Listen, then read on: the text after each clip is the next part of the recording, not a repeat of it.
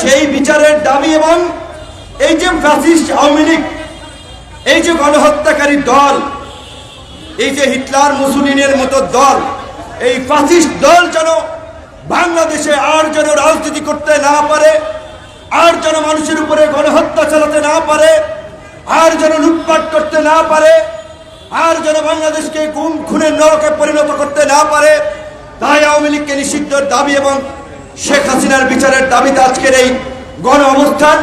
সারা দেশে সমস্ত রাজনৈতিক দলগুলো আজকে আমাদের নেতৃবৃন্দ গাজীপুর, মুন্সিগঞ্জ, মানিকগঞ্জ বিভিন্ন জায়গায় আমাদের কর্মসূচি চালাচ্ছে, অন্যান্য রাজনৈতিক দলও চালাচ্ছে। আমাদের কিন্তু একই দাবি, গণহত্যায় জড়িত শেখ হাসিনা সহ তার দোষরদের বিচার এবং আওয়ামী লীগকে নিষিদ্ধ করা। গতকালকে আমরা স্বরাষ্ট্র উপদেষ্টা মহোদয়ের সাথে আলোচনা করে আমরা আমাদের অবস্থান জানিয়েছি।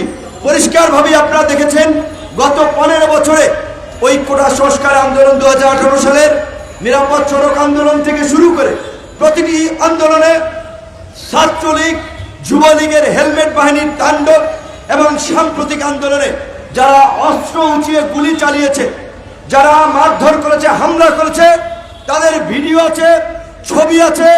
স্বরাষ্ট্র উপদেষ্টাকে আমরা বলেছি ছবি দেখে, ভিডিও দেখে একটা একটা করে দ্রুত সময়ের মধ্যে গ্রেপ্তার করে বিচারের মুখোমুখি করুন।